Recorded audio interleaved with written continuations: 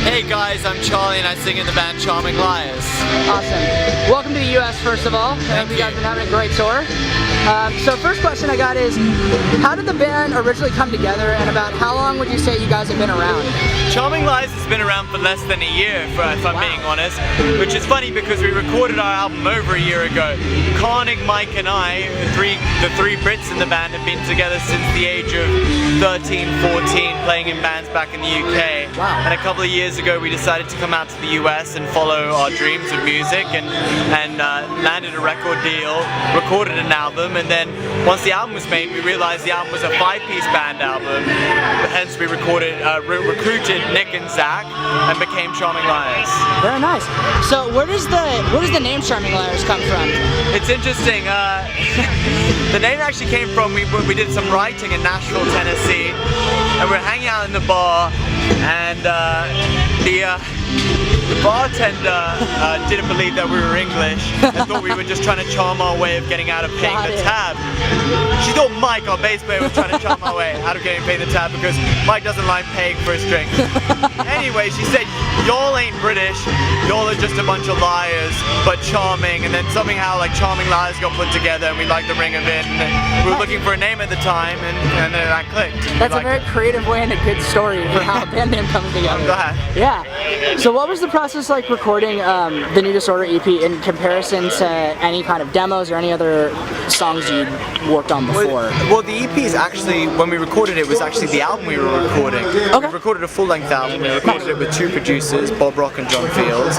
We did it over a long period of time because we were a baby band, just got signed, working with 2 major producers, especially with Bob Rock. He had a very busy schedule. I think at the time he was working with Michael Bublé and Bryan Adams, so we were trying to wedge our way in there. Yeah. So the whole experience was recorded over a very long period of time in little different bits and pieces.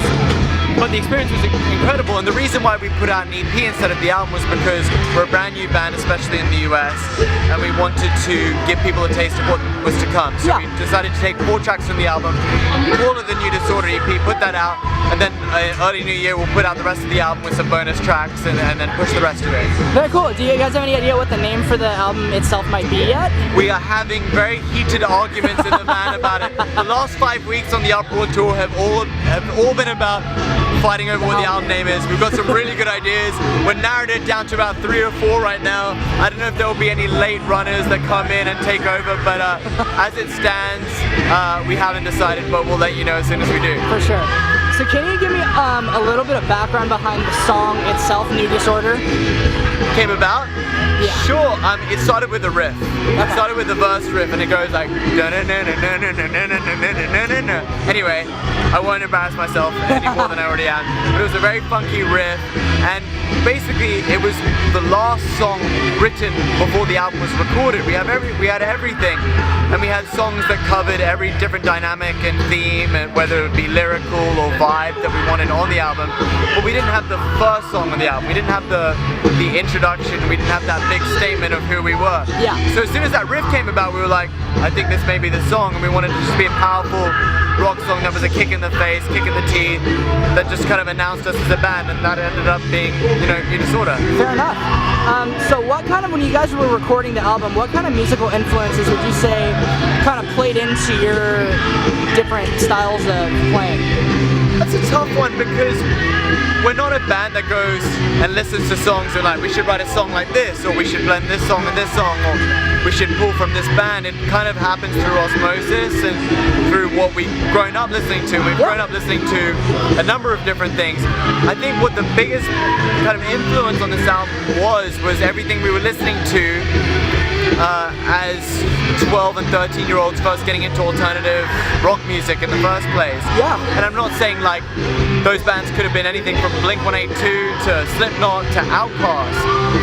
Those bands aren't direct influences, but that feeling that we got from what those albums did for us was an influence and inspiration for the album. So we kind of listened to those albums and worked out how they made us feel, and then just try to emulate that as best we could. For sure. So what was the music video concept behind New Disorder? I saw it, but I'd like to hear your explanation of it. What is the concept, or how did the concept come up? the concept is 3 sexy young nuns terrorizing Los Angeles on a hunt to assassinate the devil.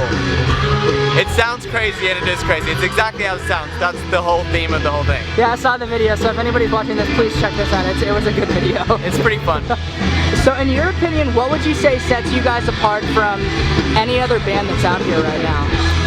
I don't know, I think right now there's a lot of great music, and especially on the Uproar tour this year, there's a lot of great rock music, and I think there's a need for a resurgence of good guitar-based bands. And there's a reason why they haven't been prevalent in like the mainstream in the recent years. Probably because it's hard. It's hard to start a rock band. Oh yeah. It's expensive as well. You need to buy equipment. Absolutely. It's much easier to be a DJ. It's much easier to be a rapper or just get a laptop and start making beats or whatever. Yep. That shit has become so easy, and a lot of amazing music has happened as a result of it. I think there hasn't been as many rock bands in the forefront for a lot of different reasons, including the fact that it's just hard. Yeah. Luckily, we're one of the bands that have been in a position where, you know, we got a deal, we could make an album and write the songs that we needed to write, and we're proud of them, and you know, we think they're worth checking out. So whether that sets us apart, I don't know, but I think there's a need for good new rock music, and I think we're one of the bands that can bring that. Absolutely, that's awesome.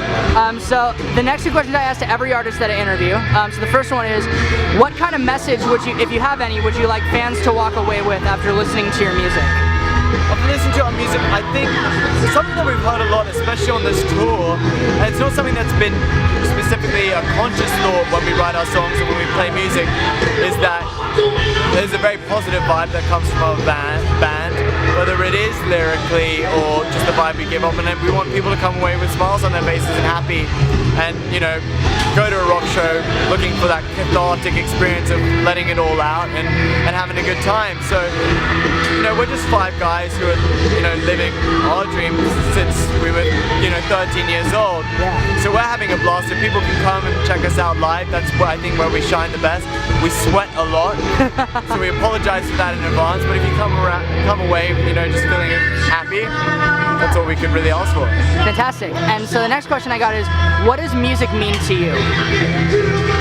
I think music means everything. I think I wouldn't have gone through so many of the tough times, especially as a teenager, especially in high school, especially dealing with family shit that I grew up with, if it wasn't for, you know, back in the day it was going to Virgin Record Store or HMV in the UK, or Tower Records. I could go there and hang out with my friends, which were the CDs there, Yeah. and I'd plug in and I'd just, you know, lose myself in the music. As corny as it sounds, that's what we were able to do, and I think people can do that even to a bigger extent now with the internet, with YouTube, with Spotify, whatever. There's so much out there.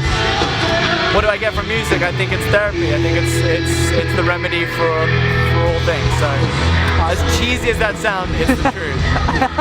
For sure, it doesn't sound cheesy. Last question I got is, what are the future plans for Charming Liars once the Uproar Festival finishes? Uproar Festival, unfortunately, is coming to a close right now. We've got a few more days left. As soon as it ends, we jump onto another tour. We're touring with a band called Sick Puppies back across the states. So we end Uproar in a couple of days in San Diego. The next day we drive to Dallas, Texas, and pick up another tour for the next month. So we're just going to keep traveling, push the EP, and then in the new year put out the album. Fantastic. Well, thank you so much for taking the time to do the interview with us. No worries, man. A pleasure.